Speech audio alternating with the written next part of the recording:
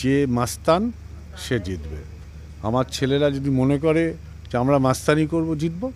নমস্কার দর্শক বন্ধুরা, এক্সট্রা টাইম বাংলায় আপনাদের সকলকে স্বাগত। এই মুহূর্তে রয়েছি কলিঙ্গ স্টেডিয়ামে এবং কিছুক্ষণ আগে শেষ হলো ইস্টবেঙ্গল বনাম শ্রীনিধি ডেকান এফসির মধ্যেকার ম্যাচ, যেখানে 2-1 ফলে জয় পেয়ে কিন্তু লিগ টেবিলে শীর্ষেই থাকলো লাল হলুদ ব্রিগেড। এবং এদিন ম্যাচ দেখতে কিন্তু চলে এসেছিলেন কলকাতা থেকে সরাসরি শীর্ষকর্তা দেবব্রত সরকার ভুবনেশ্বরে কলিঙ্গ স্টেডিয়ামে ইস্টবেঙ্গলের ম্যাচ উপভোগ করলেন এবং তারপর কিন্তু আমাদের সামনে উপস্থিত হয়ে তিনি কথা বলে গেলেন ইস্টবেঙ্গলকে নিয়ে, ডার্বি নিয়ে বিশেষ করে তিনি যে বার্তা দিলেন। তো কী বলছেন দেবব্রত সরকার, চলুন দেখে নিই।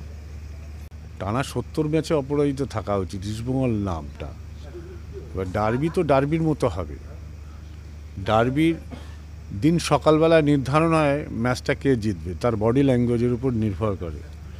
যে মাস্তান সে জিতবে। আমার ছেলেরা যদি মনে করে যে আমরা মাস্তানি করব, জিতব।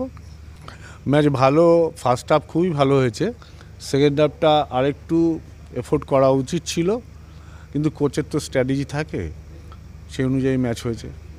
সবে ভালো মতো দুটো ম্যাচ নিয়ে তো হবে না, ম্যাচ টোটাল টুর্নামেন্টটাকে সাকসেস করতে হবে।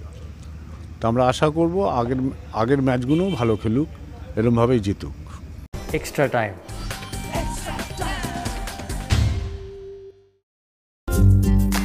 লেটেস্ট নিউজ আর এক্সক্লুসিভ ভিডিওর সঙ্গে আপডেট থাকতে এখনই সাবস্ক্রাইব করুন আমাদের ইউটিউব চ্যানেল।